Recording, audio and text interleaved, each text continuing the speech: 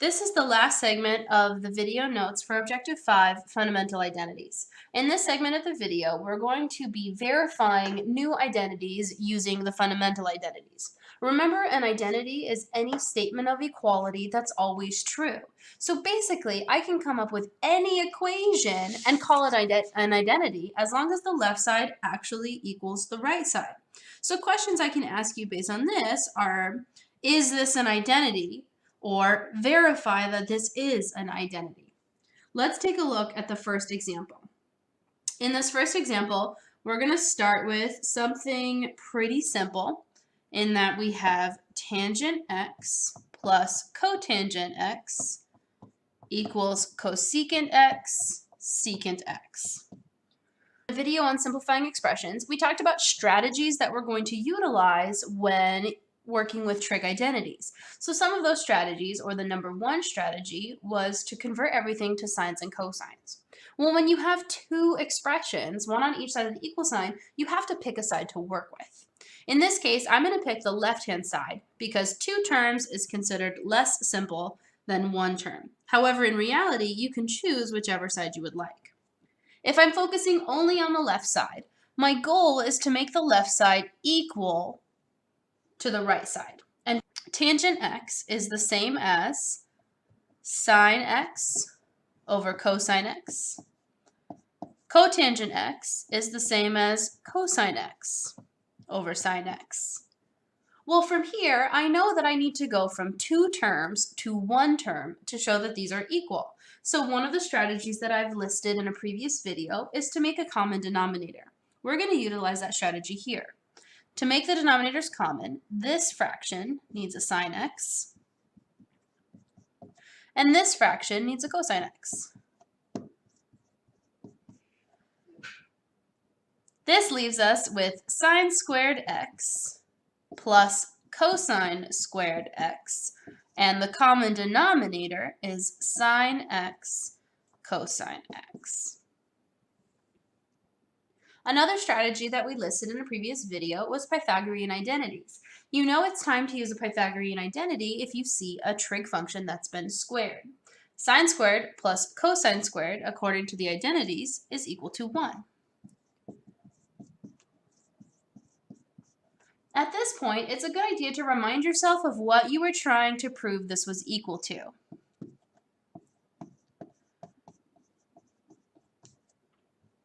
Does 1 over sine x cosine x equal cosecant x secant x?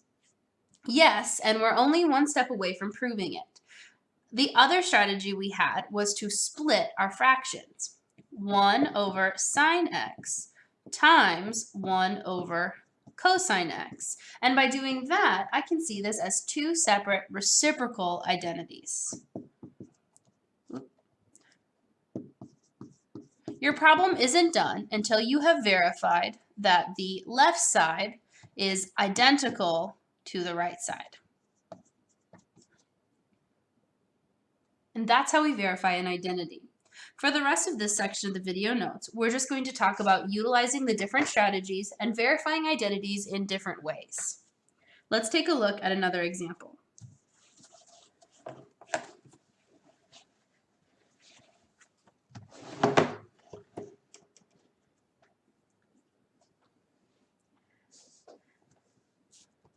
The next example we're going to try is secant x times tan x plus cotan x is equal to cosecant x over cosine squared x. When you begin to verify an identity, you have to choose the side that you're going to begin with. I like to choose the more complicated side, in which case I would say the left is more complex than the right. So we're going to start by going ahead and distributing the secant x across the parentheses. Secant x tan x plus secant x cotan x. Convert everything to sines and cosines.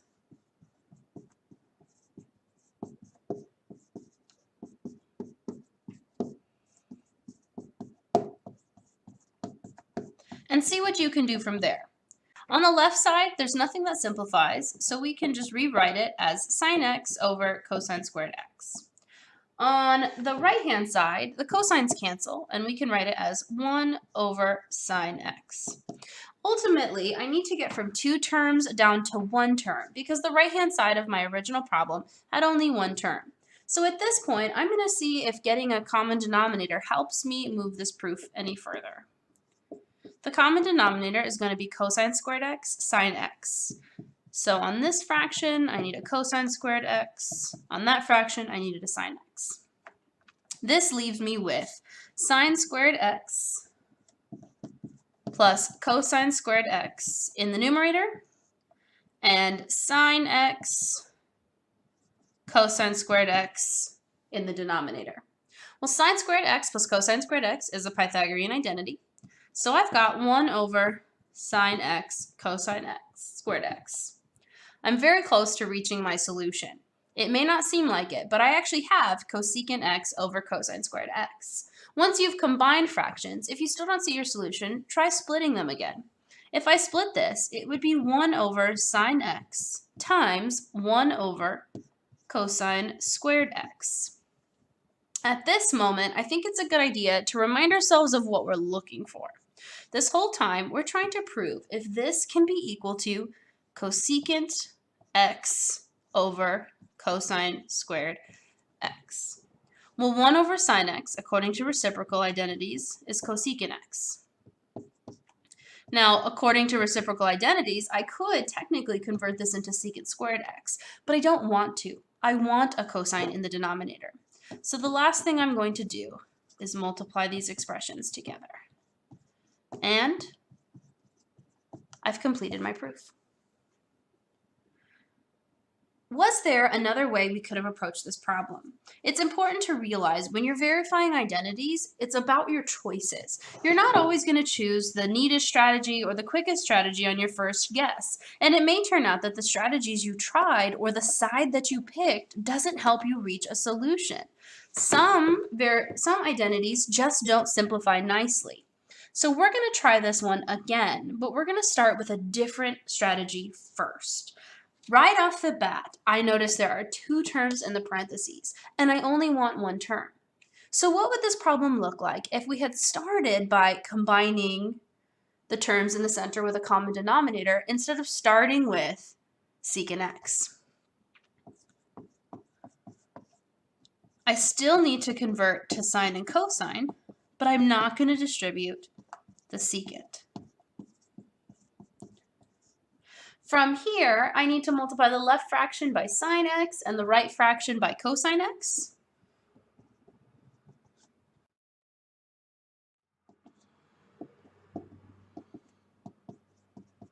And I'm left with secant x times sine squared x plus cosine squared x over sine x cosine x. Well, I have a Pythagorean identity in the numerator, just like I did the last time I attempted this problem. But I still haven't dealt with this secant. Let's rewrite secant as 1 over cosine x, and let's multiply it to 1 over sine x cosine x. I get 1 over sine x cosine squared x. And I've already shown what to do when you've reached this point. Now it's up to you to decide if you thought the first method was more efficient or this method was more efficient. It's important to note that we reached the same place, regardless of the method that we chose. Let's try another example.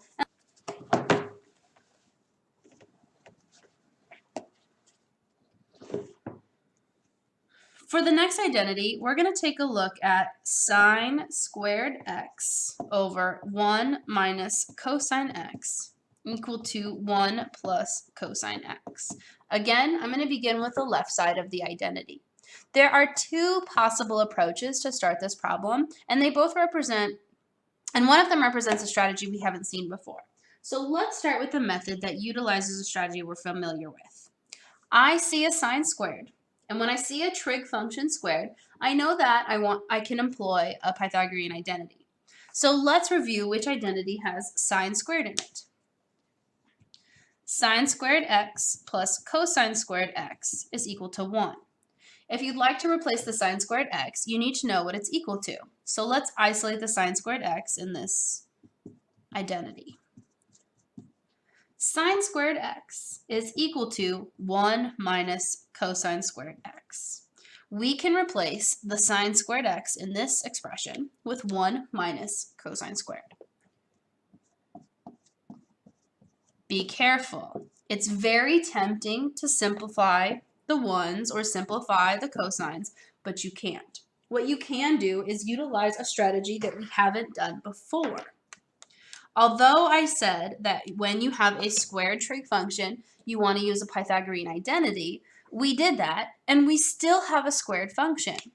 The other option, when you see something squared, is to factor. This is going to be the fourth strategy in our list of strategies to verify identities. How does 1 minus cosine squared x factor? Well, this is a difference of squares. 1 plus cosine x, 1 minus cosine x, when multiplied, will be equivalent to 1 minus cosine squared x. Put in our denominator, and now we can simplify, because 1 minus cosine x is the same as 1 minus cosine x. That leaves me with 1 plus cosine x is equal to 1 plus cosine x, and I have verified the identity. Let's approach this problem utilizing one more strategy that we haven't done before.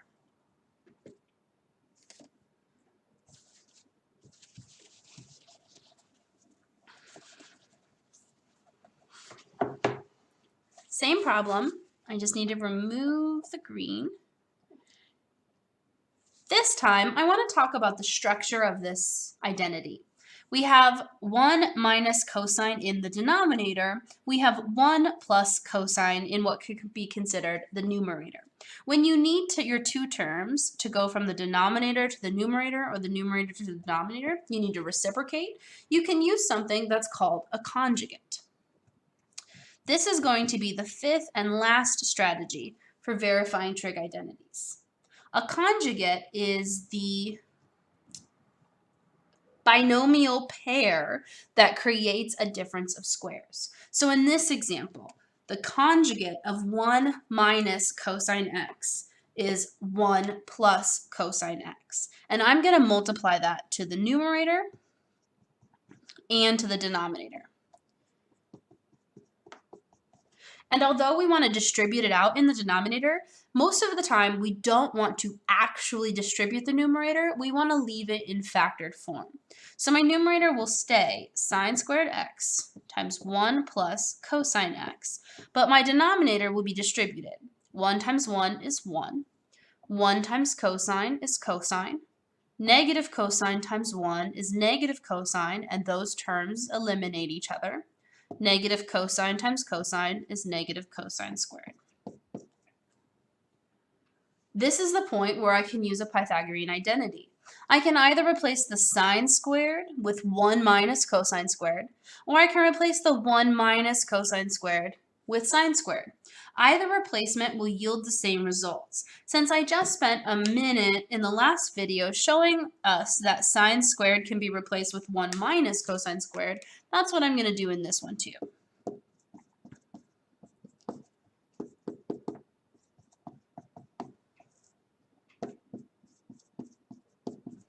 And because I have 1 minus cosine squared in both the numerator and denominator, I can eliminate it to get 1 plus cosine x equals 1 plus cosine x. The conjugate strategy is our last strategy because it's often the least used. However, in an identity proof where the conjugate is useful, it usually makes the proof significantly easier to employ it. Let's take a look at another identity solved in two ways. This time, I'm going to take longer pauses to give you the opportunity to try to predict what strategy will be used next.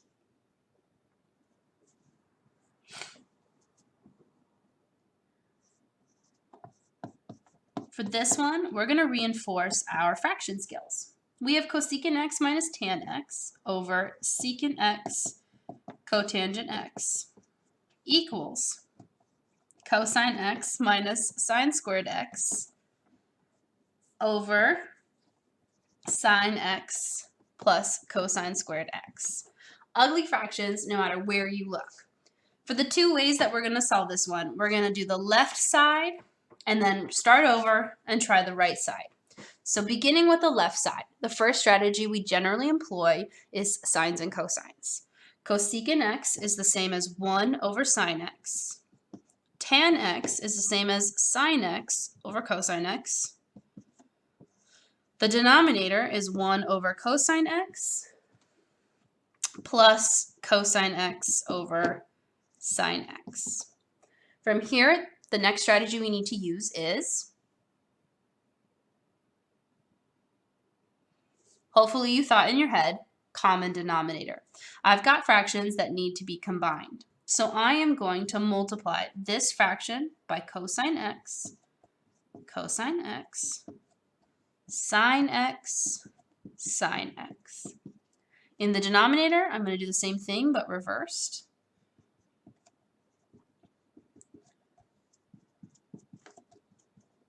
And let's take a look at what I have. It's getting pretty messy, so at some point we may need to abandon our scratch work and start over with a different strategy. It depends on what I can do with what I'm left with here. In the numerator, I have cosine x minus sine squared x over cosine x sine x. In the denominator, I have sine x plus cosine squared x over sine x cosine x. Well, fraction division is the same as multiplying by a reciprocal. So I can rewrite this as cosine x minus sine squared x over cosine x sine x times the reciprocal sine x cosine x over sine x plus cosine squared x. These cancel because they're the same, and I'm left with cosine x minus sine squared x over sine x plus cosine squared x, which thankfully, if we look back at our original goal, is what we were looking for.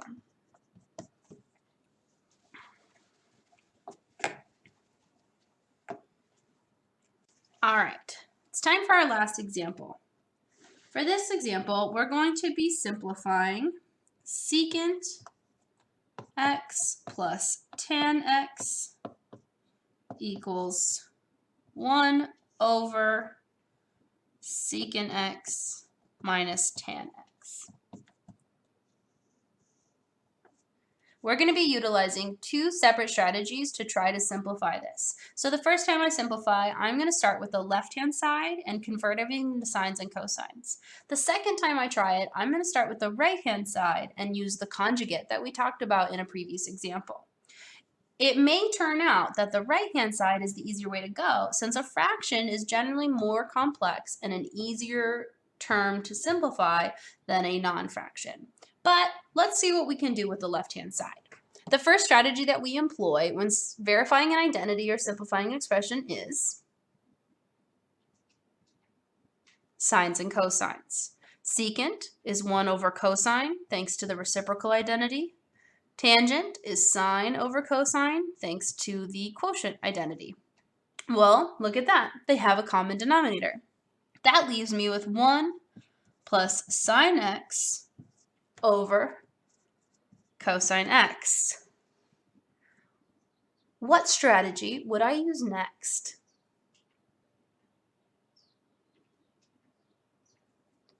Going through the list, I already have sines and cosines. I already have a common denominator.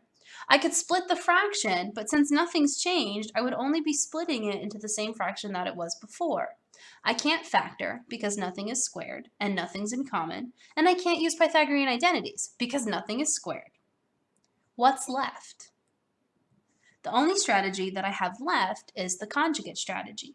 So I'm going to use a conjugate to try to manipulate this fraction and continue working on verifying the identity. Well, the only conjugate I can use is for the binomial pair up in the numerator. 1 plus sine x has a conjugate of 1 minus sine x. So I will do this to both the numerator and the denominator. Like I mentioned in the last example, we used a conjugate. We do want to multiply where it's going to simplify, but we want to leave the other version in factored form until we're sure we can use it. So here I have 1 times 1, 1 times negative sine, which will cancel with sine times 1, and then sine times negative sine, which is negative sine squared x. The denominator is cosine x times 1 minus sine x. And now I have 2 terms in the denominator, which matches the 2 terms in the denominator that I want to prove it's equal to. From here, I have a squared, which means I can factor or I can use a Pythagorean identity. Since I just distributed, I'm going to try a Pythagorean identity instead. The one that I want to use is sine squared x plus cosine squared x equals 1. Can I manipulate this identity so that it looks like 1 minus sine squared x? I can if I subtract sine squared x to both sides. Cosine squared x is equal to 1 minus sine squared x. So I can replace the 1 minus sine squared x in my problem with a cosine squared x. Cosine squared x over cosine x 1 minus sine x. Simplify.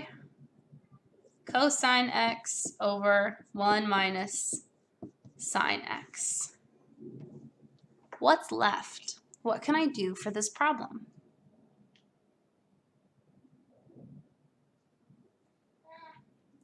At this point, the next strategy that would simplify this is not one of the strategies that I've learned in order to simplify identities. This is the moment in the proof where I would stop, reconsider the problem, and start on the other side.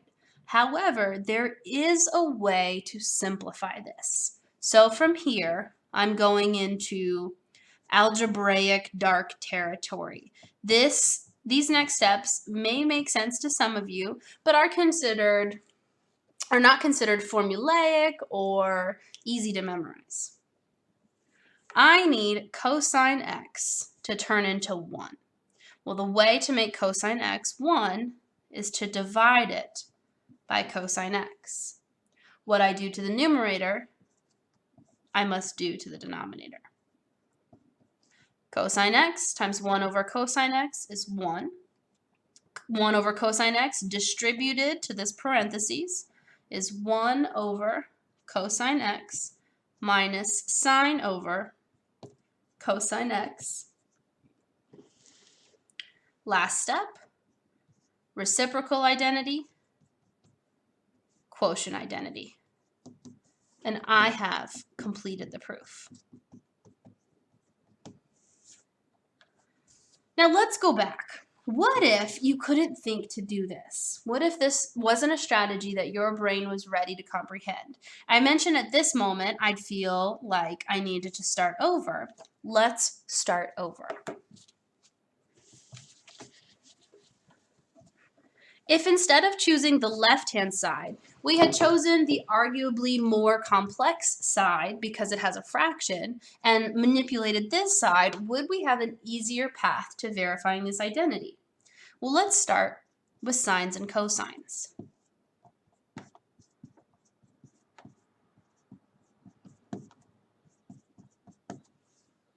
The denominator is already common.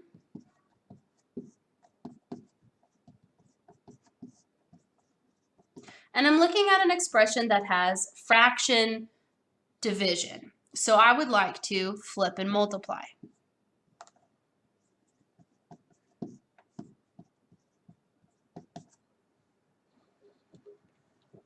This leaves me with cosine x over 1 minus sine x. Again, I wanted to say secant x plus tangent x. So at this point, I'm still needing something else. I've already done sines and cosines. I already did a common denominator.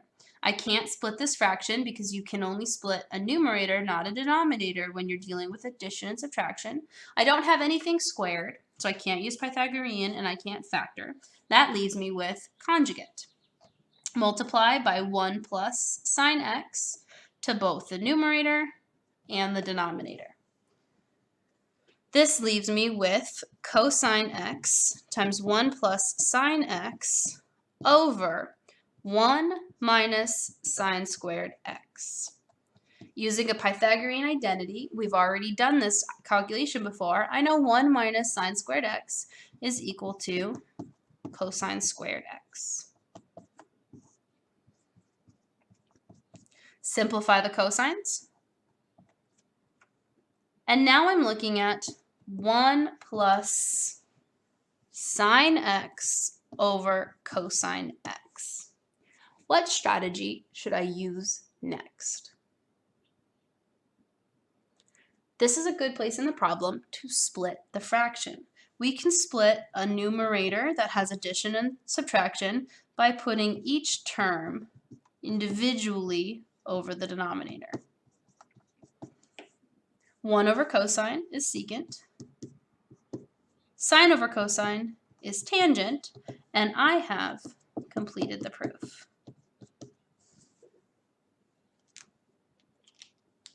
The last problem I'm going to show you is going to be part of your homework assignment. I'm not going to solve it in the video. Please verify on your own